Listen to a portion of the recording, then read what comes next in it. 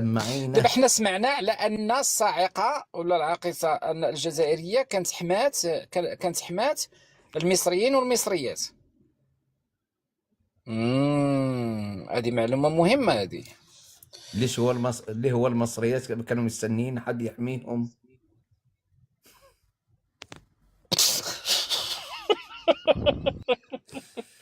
دي كيف عبده تحمي بلد بكلها؟ والله العظيم زي ما بقول يا لينور، ليش انت بتقلد اللهجه المصريه؟ ما تتكلم بطريقتك. بصح ما تقلدش يعني تتكلم. لا اسمح لي التجاوزات دي مش مرفوضه. يعني انا معاكم في اللايف، يعني تدوني احترام وتتكلم انت بطريقتك، تحترم نفسك. واذا معنا اخوات جزائريات ولا اخوان جزائريين بيدافعوا على مصر لازم انكم تطلعوهم. علاقتنا مع الجزائر احسن علاقه في الوطن العربي كله، بس انا اقولها. انا بحب الجزائر، انا بحب الجزائر وبقولها لكلكم. لا ما ينفعش كده صراحه، ما ينفعش كده. لا خلينا نديماريو زباط. ديماريو سيريو هكذا تسمي يستهزئوا ببعضهم. لا ما كاين موضوع نتناقشوا، ما كاش تقول ما ينفعش كده، ما ينفعش كده. يعني الجزائر نتكلم بجديه. اهلا وسهلا. سمعتي الصاعقه الجزائريه اللي كانت حمات المصريين والمصريات؟ هذا من لسان مصري. لا ليها نقاط، كل حاجه عندها حقيقه. ممكن تعبير أما مشات الجزائر، سامحني، قالها فنان، هذه الكلمه قالها فنان في الجزائر وما عندوش حق يقولها. اما الجزائر بعثت الصاعقه في صحراء سيناء، بعثت الجيش. سلام عليكم. من ضمنهم كان على رقم خويا الزطاط. خفتوا من البلد، على رقم تهبطوا فيها. شكون اللي تيهبط الناس؟ انا راكم تهبطوا فيا. هبطوني انايا الينور. لا انا ما عنديش اشراف. واش بصح هبطوك بيمسي؟ بيان سير هبطوني انايا، راه باينه ديال الهبوط. هذا الكونت تاعك يا بي ام سي. لا شكون اللي عنده موديراتور؟ على راكم تحطوا في الجزائريات لا على راكم تحطوا فيهم، خلوهم من السنك حبه مدرايها بدورايهم. هذا الكونت يسامحك تهضري، يسامحك تدافعي على نفسك، يسامحك ديري كلش. انا معاهم ماشي مليون برك، ناس معقولين. يدخل واحد يفسد، هذا ما كان. اللي راهم يفسدوا هذو المفروض صاحب اللايف يحط لهم بلوك. عندك اللايف فيه 188 بالتكباس نزيدوا نطلعوه. فهمتوا؟ بالبارطاج وبالتكباس نطلعوا اللايف. كاش موضوع يكون نقي نظيف، ما فيش يعني القذف هذا، خلونا منه. انا هذه قضيه انه الجزائريين ححماو المصريات، لا ما كانش منها. ودخلوا للقاهره، لا ما كانش منها، انا ناكدها لك. ولكن في حرب 73 تقريبا 67 و 73 راحوا مرتين دخلوا لسيناء. واللي كان قائد الجيش كان شارون.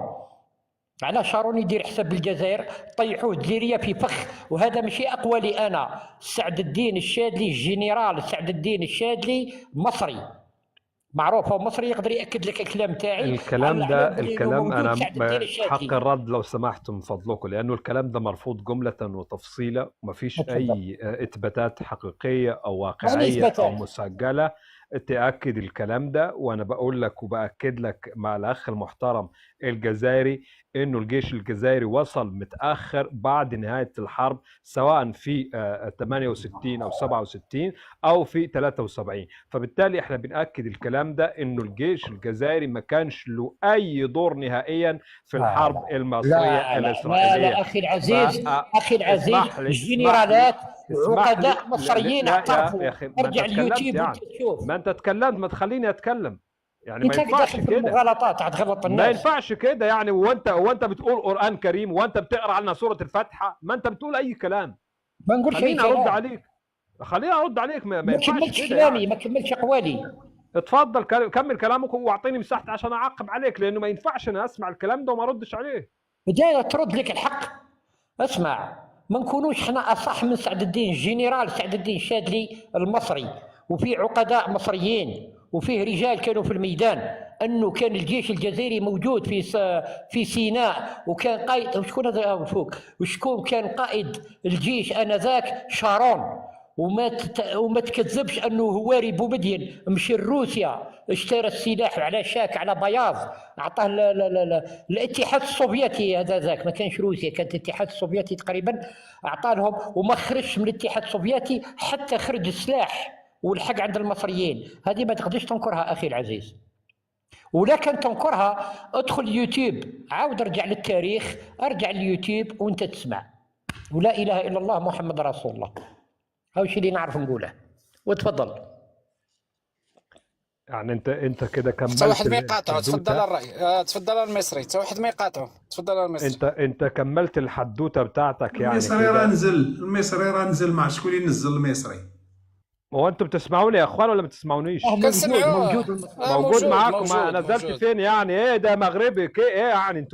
انتوا عايزين تمنعوني حق. انت فين في الجيست؟ انت فين في الجيست؟ ما انا فوق الجزائر اهو، ما بتشايفني. اخ الحراره ولا كيف تسموه، هو الريزو، هو ما يقدرش يشوفك، يشوفها سوداء. لا احنا عندنا افضل نت في افريقيا. مصر عندها افضل نت على مستوى افريقيا والوطن العربي كله، ما حدش يزايد علينا في الانترنت يعني كده، والبقات والحراره اللي بسموها انتوا كده طبعا. فخليني اقول لك كلمتين على المغاربه. انت فين يا مصري؟ انت فين يا مصري؟ ما كنت شيتوا صاحبي عباد الله. صافي خليه حتى واحد ما يقطع، خليه يرد على، خلي المصري يرد. هو ليه دايما انا لما بتكلم كلكم تتكلموا كده؟ يعني مش عايزين ندافع على مصر ولا يعني عايزيني امشي معاكم في الخرافات اللي الاخ الجزائري عمال يقولها ويعيدها مره واثنين وثلاثه؟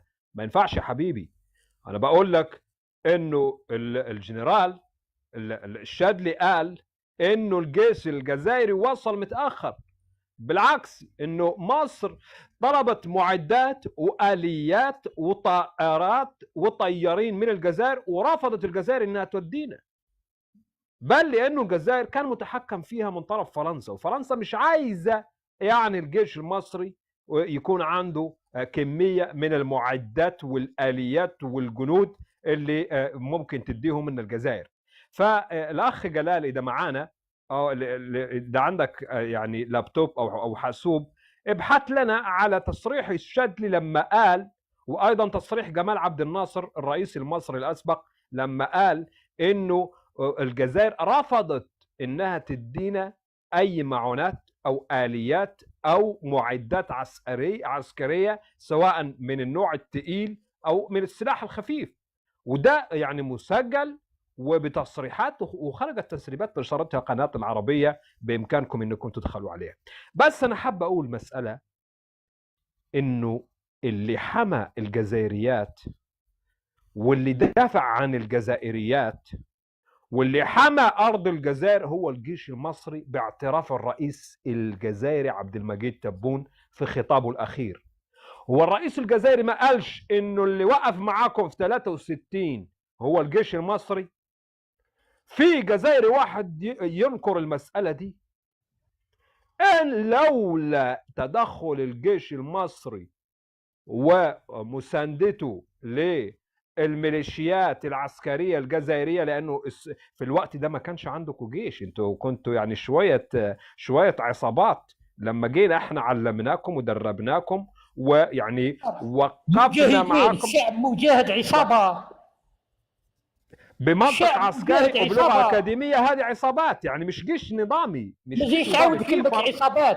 هذا الشعب يدافع على وطنه لانهم رجال ما رضوش بالذل، رموا نفسهم. معليش، ما احنا كمان رجاله وجينا عندكم ودافعنا عليكم. هو قال ايه؟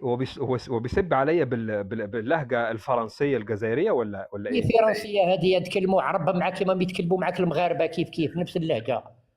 وانت تفهموا على بعض. انا ما بفهمش عليكم. اذا كنت بتسب قول لي عشان اديك خلاصتك. يعني اني خلاصتي انت تفاضل الخلاصات ولا ايه؟ انت تنكر ان الجيش المصري وقف معاكم في 63؟ تنكر؟ وين ثلاث اسمع ما دخلناش في الموضوع. لو سالتني كنت نرد عليك على الكلام هذا. انت نكرت الشعب الجيش الجزائري دخل لسيناء، ونكرت انه بومدين متشاك على بياض. مش انا اللي نكرت بالحقيقه مش انا اللي نكرت. الجيش الجزائري ما وصلش مصر وقت الحرب، وصل متاخر. بالله عليك يا الاخ جلال، اللي معانا من فضلك ابحث لنا عن الفيديو خويا بي ام سي وسمعنا قال ايه. خلاص لحظه بي ام سي خويا، بي ام سي مش انت اللي تقول لي لحظه، في صاحب اللايف هو اللي يقول لي. مانيش معاك الاخ. دابا شنو اللي قال غلط المصري يا الجزائري؟ شنو اللي قال غلط؟ مجاهدين وشهداء رجعهم عصابات.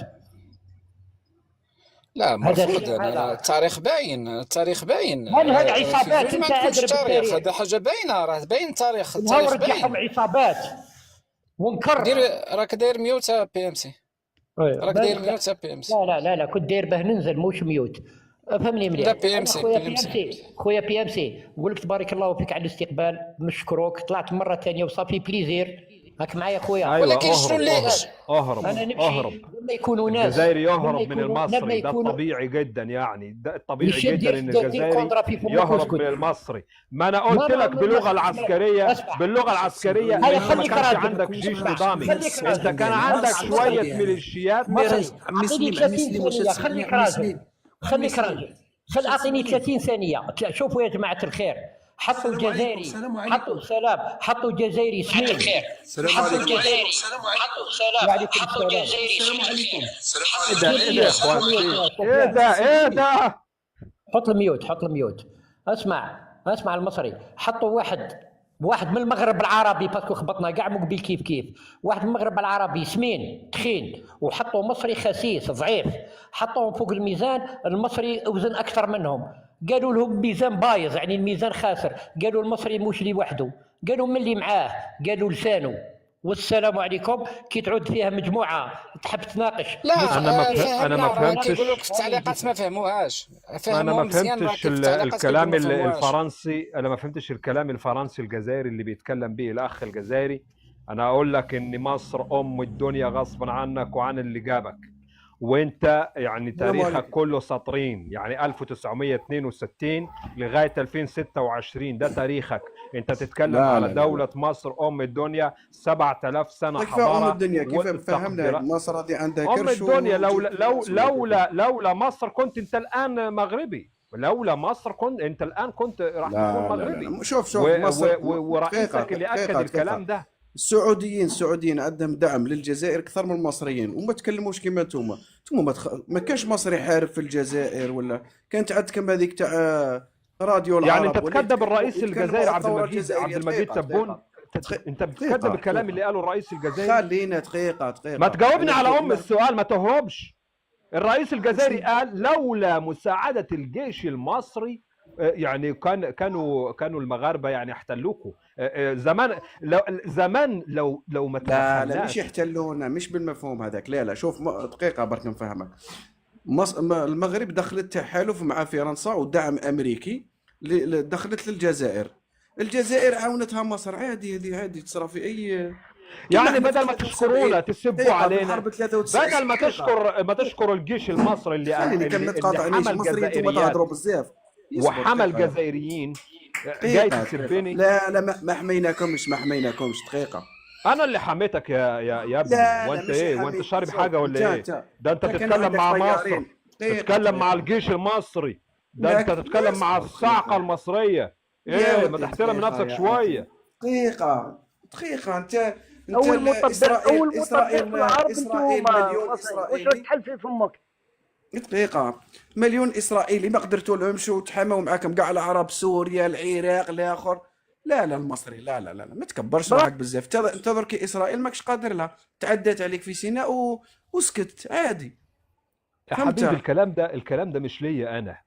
اولا جوابه يا حبيبي اسمعني خليني اتكلم. ما انت يا حبيبي خليني اتكلم. ليش خايف من الاجابه؟ ليش ما تخليني يا حبيبي؟ استنى بس يا حبيبي يا حبيبي يا اسطى يا اسطى يا جزائر خلينا ايه ده، هو ده ما مش تكثرليش حوار. الرومانسيه برك يا حبيبي ونحبك ولا خلينا اتكلم خلينا اتكلم. انت طرحت سؤال، قلت ان الاسرائيليين اخذوا منا سيناء، ده صحيح.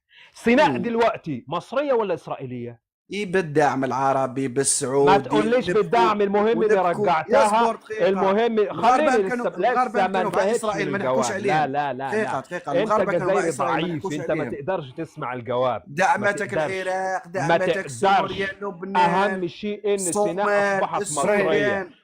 ابراهيم اصبرني نهضر معاه، اصبرني ابراهيم. خليني نكمل معاه، خليني نعرف. تحيا مصر. لا ابراهيم ما تطيحش في الفخ. تحيا مصر، تحيا مصر، تحيا ايوه مصر. كده. زيد الحس، زيد الحس، يحيى السيسي يا جزائري. يحيى السيسي. زيد الحس. تسلم يا حبيبي. السيسي. اعطي اختك المصري، اعطي اختك المصري. حنا مالنا عادي وكيجي ناس. ليش نزلوا الجزائريين اللي حبوا مصر؟ انا ما كنبغيش. لا ما تخلوهم. ليش يسبك واحد مصري؟ ما كنحملهمش. حتى مشكل. عادي يعني، دو ابناء يعني ابنائنا الجزائريين اللي يحبوا مصر، دو ابنائنا وحبايبنا وعلى راسنا وعيننا، يعني ما فيش مشكله. مرحبا بيك في مصر حبيبي. تسلم يا غالي. تسلم. الجزائريين متزوجين بمصريات عادي، ورا المشكل كان حتى مشكل. ليش تقاطعني وما تخليني اجاوب؟ ما قاطعتكش، ما قاطع، نحكي معك عادي. قلت احنا شوف مصر والجزائر زوج دول عظمى في افريقيا. المغرب ما تحكيش عليها، الدوله ضعيفه. الجزائر مين يا حبيبي اللي عظمى؟ انت بتعظم نفسك وقت ما انت عايز وتصغرها وقت ما انت عايز. 10 دولة. الجزائر ايه يا حبيبي؟ انت ايه؟ مفيش اي دولة مركزية في شمال افريقيا من غير مصر، ام الدنيا. لا. اقوى جيش عربي وافريقي بدون دول منازع. في افريقيا هم شوف هم القوة في افريقيا. كاينه جنوب افريقيا وكاينه مصر وكاينه الجزائر. المغرب ما تحكيش عليها، المغرب هي ضعيفة، شغل بحال جيبوتي، مدغشقر، حاجه هامشيه. ولكن لقينا لكم الريوس انت والمصريين في 63. لا ديك بدعم فرنسي امريكي. خي راه دريس بن عمر شكون اللي دعمته؟ دريس بن عمر شكون اللي دعمته؟ خلينا انت رتومي. اسمعني سي فو بلي. رئيسك اللي قال يعني انتوا تستنوا يا مغاربه اني انا ادافع عليكم؟ ما قالش حقرونا الفرنسيين، قال حقرونا المراركه اخواني. عندك تسجيلات بي ام سي ديرها. انت جزائري. سي فو بلي حنا منين جيتي انت ومصر شديناكم، اسرنا، شدينا مبارك وشنقريحه والبوشونه راه مازال عندكم، خصكم ترجعوها. لا هذيك لقينا لكم الريوس في 63. ماشي توما. سي تشدوش، حاولي ما تشدوش. سي فو بلي شوف. رئيس على قدو ديال الدوله كيقول حقرونا اخواني، حقرونا، وكلشي كيبكي وكلشي غتبقى في التاريخ هذه. يعني ايه حقرونا؟ يعني حشيناه ومازال ما حيدوش لدابا. تونا ودينا ما فهمتش عليكم، مش فاهم يعني. منين حشينا مشيتوا لفرنسا كتبكي وحقرونا. إيه يعني حقرونا حشيتوا في ايه؟ حشيتوا في عندهم. صح كيف حقرتونا؟ شنقريحه دابا عنده مشاكل في الجهاز التناسلي وبيس اند لوف على هذه الكلمه بسبب ذاك الفضيحه اللي كنشدوا واحد خونا وسعها له. هذه حقائق اخي ابراهيم. وي هذه حقائق اخويا، هذه حقائق. انا باش نحط لك على ان رئيس ديال دوله كيقولوا حاقرونا اخواني، حاقرونا، شديناكم انتم المصريين ولقينا لكم الريوس. وانت شوف اقسم بالله ديك اللعبه ديال لا انتم تشيت المصري. الملك الحسن الثاني يبكي، قال لك دخلوا لينا. اسمع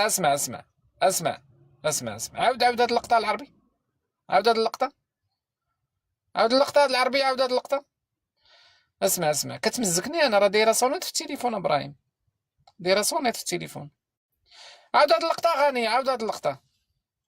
عرفتي شحال د السينيال كاين الاخوان؟ راه ما يمكنش شحال ديال السينيال كاين، راه ما يمكنش شحال ديال السينيال كاين. كل شيء حضرونا باش نزيدو ندوكم شويه تراب. يلا اسكت تاع الدرجه. حقرونا اخواني. مزيكا كتنغمني هاد القضيه.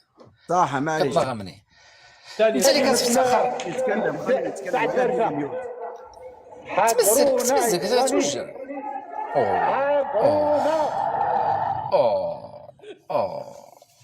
ارضاء لطلباتكم هذا المكان. تمسك صراحه هي هذه فهمت اللي كان حقرونا باش تفهم. مازال ما رديتوهاش. ديرها سونيت. مازال ما رديتوش. ديرها سونيت. مازال ما رديتوهاش. ابراهيم مازال ما رديتوش هاد حقرونا. حنا راه رابحينكم. ما رديناها سير بلاص تما. شوف وانتم والمصري المصري كيسمع واخا نتمنى ما يفهمنيش. انتم جيتوا انتم ومصر، انتم اللي كتقولوا الاقوى، انتم الاولين هما الثانيين، جيتوا انتم وياهم معانقين ومشيتوا معانقين كتبكيو. حقرونا اخواني وتهلا براسك انت والمصري، تعانق انت وياه. ماشي مشكل، ماشي مفهوم. حقرونا ممكن نتوما في المغرب تفهموها بحاجه وحنا نفهموها بحاجه. حنا نقولوا واحد حقرك بالعين، يعني ما عطاكش قيمتك، فهمت ولا لا؟ هذا كان يلعب العامل النفسي. من بعد خليني يكمل وبعد اضحك. ومن بعد شوف كيعمر لها من لعب لهم على الوتر الحساس ويديماروا الجزائريين. دخلوا ب50 كيلو للمغرب ديرها ابراهيم شوف القاسم مشترك ما بينكم ما بين مصر تاريخيا محقورين. في اي حقبه تاريخيه محقورين حتى 2026. دابا مازال محقورين. دابا مشاركين في نفس المآسي، المياه، الوسخ، كلشي الجوع، نقص الحليب، راه بحالكم بحال مصر. وحتى في هذوك الشيء اللي ما خصوش يتصذكر حفاظا على الله باش ما يطيحش. فهمتيني؟ سمعتيني الله يرضيك. 50 كيلومتر فين دخل؟ واش حنا اللي دخلنا ولا هو دخل ولا دخلنا فيه؟ هل بقى الكولونيل سميتو على العاصمه الجزائر؟ شكون اللي دخلوا اليوم؟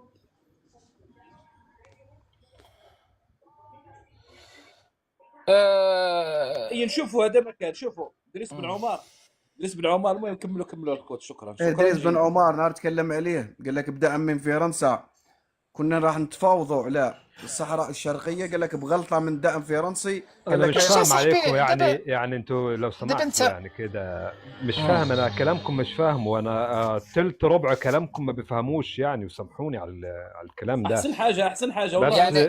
يعني انتوا بتتكلموا بلغه غريبه جدا صراحه. في حرب 63 أسرنا حسني مبارك وأسرنا شنقريحة. فهمت؟ دول مين؟ حسني مبارك هو كان رئيس مصر سابقا، وشنقريحة هو أقوى رجل في الجزائر حاليا. أنا بصراحة ما أقدرش أنكر الكلام ده، لأنه الرئيس بنفسه اتكلم في فيديو في بودكاست لما يعني عمل لقاء صحفي مع إحدى القنوات المصرية، وأكد النقطة دي، ويعني كان له دور كبير في إنه يوقف يعني زحف الجيش المغربي على الجزائر، وفكينا لهم تقريبا 2000 جندي و324 معدة آلية عسكرية. وده بكلام الرئيس حسني مبارك، يعني ما اقدرش اكذب دلوقتي وطلعوا لي فيديو وبان اني انا بكذب. فالمهم عندي انا انه الجزائريين دول للاسف الشديد احنا ارسلنا ابنائنا من القوات المصريه اللي حمت الجزائر وحمت الجزائريات وحمت ارض الجزائر في حرب الرمال من الهجوم الواسع اللي قاده الجيش المغربي. ده باعتراف الرئيس الجزائري. يجي جزائري مثل زي هذا اسمه ابراهيم ويتكلم انه ملناش اي دور، ويتكلم لي على اسرائيل. انا ضربت اسرائيل؟ انت ضربت اسرائيل؟ لا. انت هاجمت اسرائيل؟ لا. انت عملت ايه لاسرائيل؟ ولا حاجه. فبالتالي ما تجيش تتكلم عليا انا مصر اللي قدمت التضحيات وارسلت القوات وهاجمت الاراضي الاسرائيليه، بدل ما انت كنت بتتفرج عليا وكنت عمال تتكلم. لا ما تفرجناش عليك وتقول لي شوف بقك كنت تتفرج بس كنت تتكلم ولا عملت حاجه، ولا عندكم اي قيمه على مستوى الصراع العربي الاسرائيلي. الجزائر دي نقطه صفر على الشمال، صفر على الشمال، ما لكمش اي قيمه ولا اي دور في الصراع العربي الاسرائيلي. ده معروف عليكم، لانه انتم من زمانكم. اول شيء خلينا اتكلم لك، خلينا اجاوبك. اول شيء تكلمت بزاف. انت جيشك ممنوع انه يحارب برا الاراضي الجزائريه وفق الدستور الجزائري. دي اول نقطه اللي تكذبكم وتكذب اي مساهمه جزائريه في الصراع العربي الاسرائيلي او في انه الجيش الجزائري حارب على جبهه معينه في البلدان العربيه. هذا لازم تكونوا عارفينها يا اخوان. الدستور الجزائري يمنع خروج الجيش الجزائري من الاراضي الجزائريه، فبالتالي لازم انه النقطه دي تكون واضحه للجميع، انه اي كلام على مشاركه الجيش الجزائري في حرب 73 ولا 68 ولا غيرها كذب في كذب. ما يجيش اي حد يصنع بطولات على ظهر مصر، مش هنسمح بكده. ايه، احنا حبايب واخوان في مرحله تاريخيه، بس ما تجيش عندي انا وتستعمل البطولات المصريين وبطولات الجيش المصري وتبني عليها انت تاريخ ما عندكش. انت تاريخك يا حبيبي صفر معارك، صفر انتصارات، صفر يعني مشاركات دوليه او حروب خارج ارض الجزائر. انت الحرب الوحيده اللي قمت بها هي العشريه السوداء لما يعني قتلت من الجزائريين. ما تجيش تتكلم مع دوله 7000 حضاره. يعني لازم تحترم نفسك يعني. لا، فرعون كان يتكلم كما نتايا وكان كما عادل امام. فرعون كان يقول زيك وا.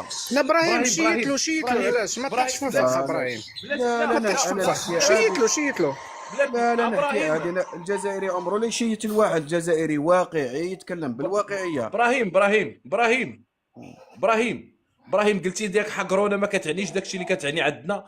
عاد نسمعوا واحد من عندكم راه يمكن تعرفوا دابا بوتفليقه تيشرحها. نفضل نسامح، ندور الاوراق، ما ننساش. نسامح لكن ما ننساش باش انت ما توقفش وتقول حقرونا. لا، ربما قالها الرئيس الدولة حين ذاك في اندفاع قوية، قال حقرونا. مزيان. دابا شكون اللي كيقول لك في ابراهيم ولا بوتفليقه ولا دفاع قويه؟ هيج الراي العام. دقيقه، قلتي ما كتعنيش داكشي اللي كتعني عندكم. ودي حنا ما نهضروش كيما نتوما تهضروا بالكا وتهضروا. انا فاهم ما عندناش نفس المعاني. دقيقة هذا ما تجاوبش على هذه. انا كنعفيك. المصري جلدك شيت له قول له انت اخواننا ونحن وانت لا تمثل مصر. شيت له لا المصريين زيد شيت له هذا عنده كيعجبني راي. الحال انا دقيقه هذا عنده راي نحترموه. يقدر يقول لك ما شاركوش الجزائر، يقول لك انت ما عندكش حضاره. انا عندي حضاره، عادي يعبر كيما يحب. بصح انا جزائري، انا متشبع بروحي، نعرف الوطن تاعي، نعرف الشعب الجزائري، نعرف البطولات تاوعنا، نعرف تاريخ الجزائر. موش هذا اللي علمني تاريخي انا ويحكي لنا 7000 سنه ولا مانيش عارف الحضاره الفرعونيه. فرعون ما كانش يهضر كيما عادل الامام ويهضر كيما انت. فرعون ماشي عارف جا من اليمن اصلا. فرعون كان كحلوش، جا من السودان. روح للرسمات الرسمات في الاهرامات كانوا راسمين مكحالش. فهمت؟ عادي يقعد تاريخ.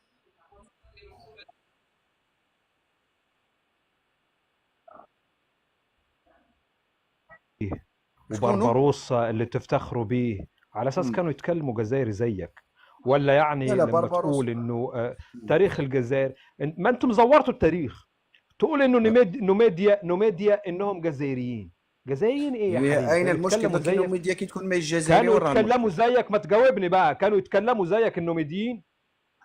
ايش كانوا يتكلموا البونيقيه هي الجزائريه دلوقتي الفرنسيه هي اللي ما تفهمهاش انت. لا، فيها لهجات جزائريه. فيها لهجات جزائريه؟ الله يمسخك يا كذاب يا واحد يا كذاب. فرعون ما كانش كيقول زيك بحبك.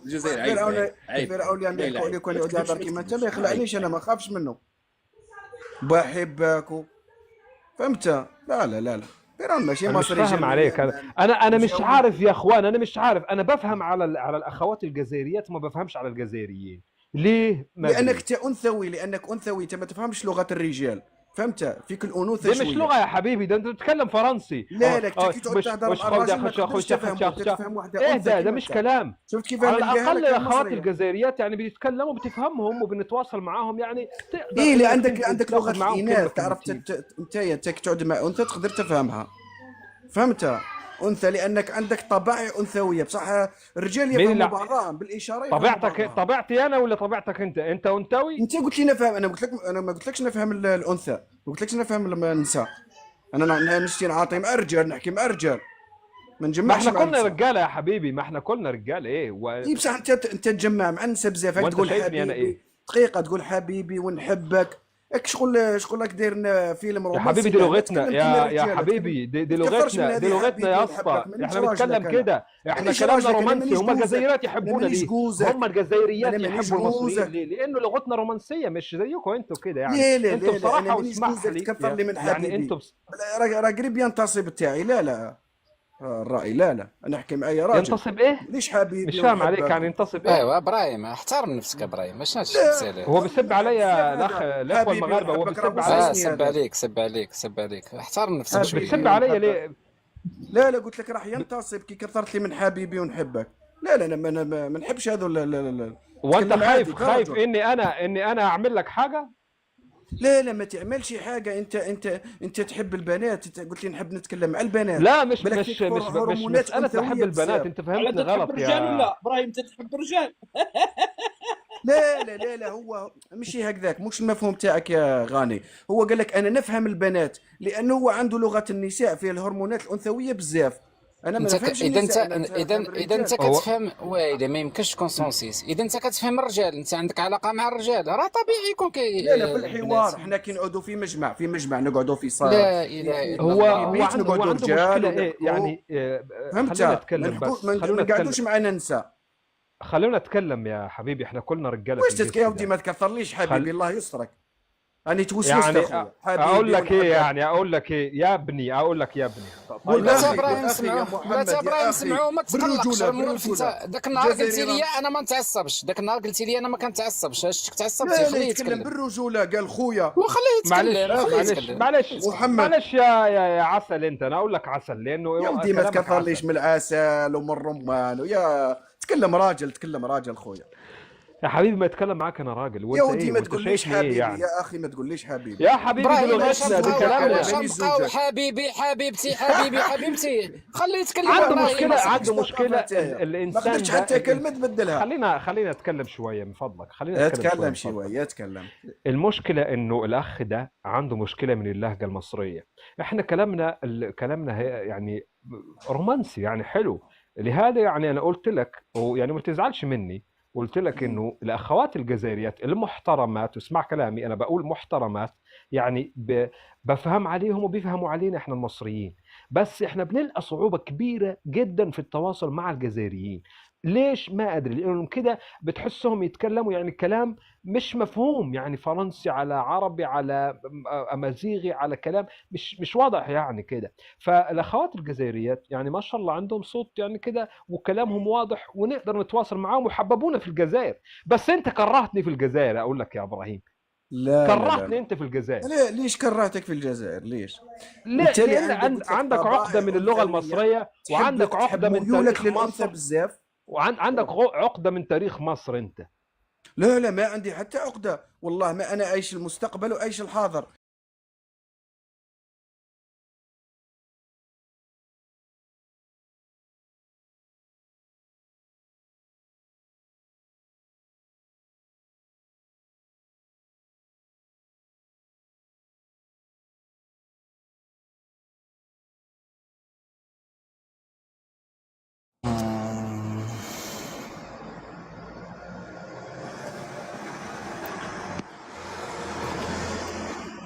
سينيال فور واخا ماشي مشكل. سينيال فور الاخوان هادشي.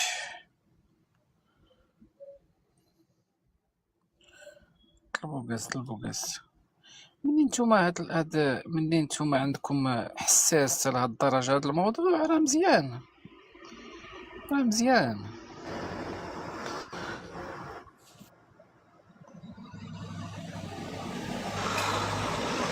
اوكي اوكي، حيد الكاميرا ياك يا ابراهيم، عييتي تشيت في الاخر ما درتي والو. يا ودي يا ابراهيم يا ودي، كبسوا معنا الاخوان.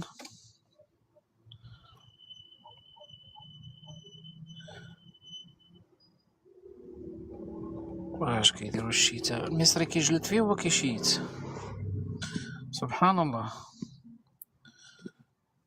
نشوف هادي شكون، سميرة. واش منين الاخت، منين الاخت سميرة؟ دير صورة تتحرك، واخا انا نديرها. سميرة فايزي، سميرة فايزي. طلعت معاهم. واخا سميرة فايزي، شكرا على المشاركة. سارة الجزائرية، واخا انا ندير الصورة، انا ندير الصورة تتحرك.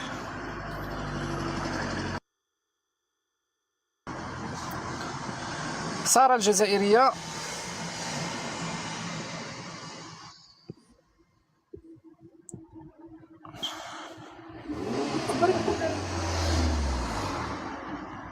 لازم يفهمها يعني احنا نحبوهم تاع مصر، نحبوهم.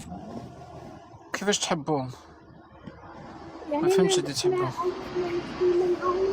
باللهجة المصرية، يعني نقول يعني احنا نحبكم، يعني احنا انت عارف يعني فاهم.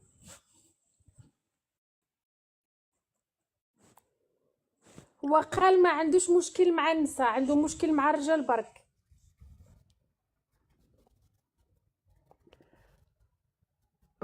وصوتي هو بتسمعوني انا يا اخوان؟ لانه في مشكله في اللايف. الاخ المغربي عندك مشكله؟ كنسمعوا خويا الراي زطاط، ما عرفتوش كتسمعني. اسمح لي خويا الراي، كنسمعك كنسمعك. لا لا لا ما كاين لا جوله لا والو، لا لا ما كاين لا جوله لا والو، غنكملوا اللايف. لا لا ما كاين لا جوله لا والو، غنكملوا. على غيكبسوا معنا الاخوان، غيكبسوا معنا الاخوان وغيمشي اللايف. حنا شوف حنا كنتيستيو هذا الموضوع وغنبقاو كنفتحوا فيه يوميا ان شاء الله بحول الله. لا دير جوله تيبان باش يبقى الحق. اللايف، باش يبقى اللايف ديما شغال. لا لا لا لا لا ماشي مشكل. حنا كنتيستيو تيبان الحق، تيبان الحق. حنا كنتيستيو تيبان الحق. يا ربي يا ربي. ابراهيم غتشيت شويه ولا غتهبط خويا؟ تقول شي حاجه للمصري غتشيت له؟ شيت له، ما طيحش في الفخ، ما طيحش في الفخ. شيت له شيت له شيت له. شوف انا قلت لك شيت له شيت له شيت له. خلاص دير ميوت. شيت له كثرت منهم. مصري خويا انا عادي كنشيت له، ورا المشكل مصري خويا ولا المصريين خاوتنا والدوله عربيه، فهمت؟ خير من نشيت مثلا الفرنسي ولا الاسباني ولا الترامب كما بعض الدول اللي راه جايه في الجهه الغربيه يشيتوا. والله ما في، والله ما فيكم. شوف والله يا خويا ما فيكم ضرد النفس. علاش اخويا؟ هذيك ميريكا اللي كتهضر عليها السفير. روح لي كمك.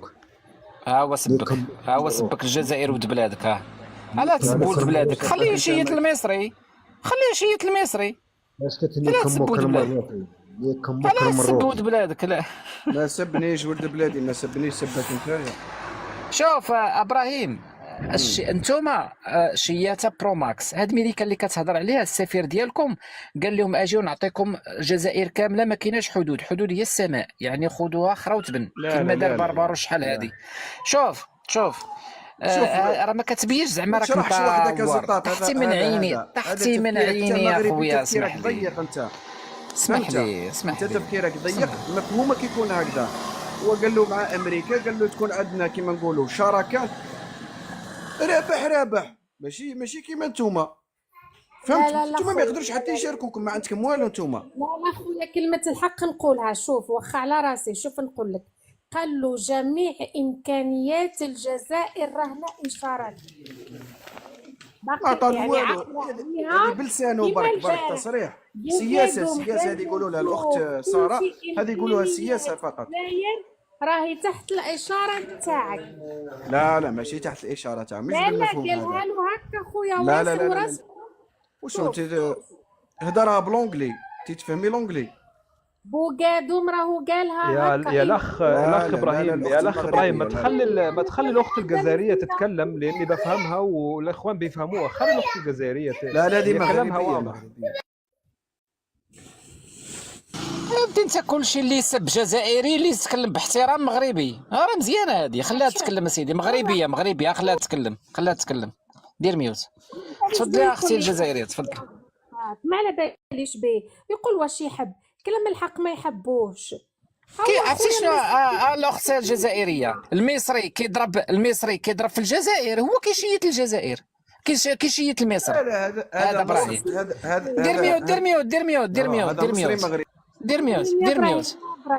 دير ميوت ولا نهبطك. خلينا نستهدر، علاه تهدر غير انت؟ خلينا نستهدر يا اخي. قال هو ما يفهمش رجال يفهم نساء، وانت راك تشيت له من قبيله وانا نسمع فيك تشيت درت لنا تبهديل. سود ساعدك بهدلتنا مع الناس. تشيت عينك. اكي تهضري بالرنه تاع مغاربه، ما تقدريش تكوني جزائريه انت. عينك احشم على روحك شويه. هي مغربيه، عسكت خليها تهضر، خليها مغربيه صافي، خليها تهضر. خويا سطات انا من الصباح طالع بغيت نقول كلمه، سمحي لي اختي. شوف، هاد الجزائريين عندهم واحد المشكله، اللي يقول كلمه الحق يا حركي خدام لفرنسا، يا مغربي يا صهيوني. مالكم صاحبي يا خويا ابراهيم، مالكم صاحبي نتوما على هاد كتحيدوا الجنسيه بالزربه من ما بغيتو وتعطوها من ما بغيتو. السيده قالت لك علاش كتشيت الجاهيه زايده نايف عليك. ما عرفتش انا حني في تاعك هما يظلوا يسبوا فينا وراح شهال نفهموا النساء ما نفهموش الرجال. كنت راجل تقول له سمع علاش تفهم النساء وما تفهمش الرجال. مازالش هذه في بالك، يفهم النساء وما يفهمش الرجال. وصرتها وجاتك حلوه قدام الرجال وقدام المرأة. ما فهمتك واش راكي تهضري انت، واش راكي تهضري؟ طيحت بينا يا الزهر. دير ميوت خليها تتكلم، وديك الساعه نعطيك كلمه خليها تتكلم. تهضر معايا، راه تهضر معايا المغربيه هذه، تهضر معايا. قال لك يفهم النساء تاعنا ما يفهمش. باينه تاع المغاربه انتم تهضروا. ودير اصاحبي، واش خصني نسبك؟ راه ما غنسبكش اصاحبي، والله ما نسب لك يماك بالله. دير ميوت اصاحبي، قدرنا كون على قد القدر، خليها الاخ المغربي انا راه نسحب عنه لانه ما عنديش وقت، وان شاء الله نلتقي في مساحه ثانيه. انا بس كان عندي كلمتين عايز اقولهم، انه للاسف الشديد يعني الجزائريين دول مش محترمين، ويعني ما يبنوش بطولات على يعني اسم الجيش المصري ومصر، لانه تاريخ الجزائر الجميع بنعرفه. فخلونا ساكتين، بلاش ما نفتح يعني الدفاتر القديمه ونجيب لكم تاريخكم اللي هو سطرين بس، يعني عشان نكون واضح وصريح. يعني ما بجاملش، انا في الحاجات دي ما بجاملش. ايوه احنا جزائر ومصر وبلدين وكذا. شلون بتتكلم انت يا خرا يا مصري؟ شلون بتتكلم؟ شلون بتفتح فمك يا مصري؟ شلون بتفتح فمك يا طلاب؟ شلون بتفتح فمك؟ انت مين؟ لك شلون تفتح فمك يا طلاب؟ انت مين انت يا انا كان خرا انت مين؟ تخلطت بكرة كلب اليوم. الجامعة العربية لازم تحضر. مين ده اللي انتوا جايبين الناس دي مين؟ انا راح انسحب من اللايف ده لانه مضطر اني اروح. هذا سوري وداير راسه اماراتي. هذا سوري. انا الجزائريات ما بسبهمش لاني بحترمهم وبقدرهم وبحبهم قوي قوي، يعني ما عنديش معاهم اي مشكله. اسمع يا ما عنديش معاهم اي مشكله. واقول صيفطت لك ميساج في الخاص قال لك ما بيسبهمش. انت مين انت تتكلم معايا الكلام ده؟ ما بيهمكش اصلا، ما بيهمكش اصلا انت، ما بيهمكش. انا مش فاهم عليكم الكلام اللي بتقولوه. انا بقول وبضل اقول دايما الجزائريه محترمه وبحبها وبنحبها، احنا مصريين وما عندناش اي مشكله. والتانوض صيفط لي ميساج في الخاص وداير لك انا ما بحترمش المصريه، بحترم الجزائريات. احنا راه كنتسبوا مع الجزائريين ولكن راه مع بعضانا. راه خيرنا لا جاز غير واش خبز الدار ياكلوا البراني. هضر ابراهيم ايوا خليكم مع بعض شخريه يعني. تفرقع. لا لا لا لا دقيقه، انتم راكم ما خبز الدار ياكلوا براني ما والو. تاسين خليني نتكلم. اسكت ابراهيم اسكت، خليني ندير يعني مداخله. انت عايز يا ابو بكر عايز تعمل فيها جنتلمان، عايز تعمل فيها جنتلمان وابراهيم هذا الجزائري حشاها لك. الجزائريين وسخين يا الاخ ابو بكر، والله حتى لو دفعت عليهم احنا عملنا فيهم خير ودفعنا عليهم وعلى اعراضهم وسبوا بلدنا وسبوا دولتنا. يعني بيسبوا الجزائر يعني. معلش الجزائر دي اقول لكم السفر على الشمال تاريخها سطرين 1962 لغايه 2026. يعني كل الجزائر ما تسويش عندي انا يعني اي حاجه، عشان اكون واضح وصريح في الكلام ده. وفي التاريخ وفي كتب التاريخ ما بجاملش في الحاجات دي. فخليكم محترمين واحترموا بلدكم واحترموا مصر واحترموا بلدكم واحترموا مصر ام الدنيا 7000 حضاره.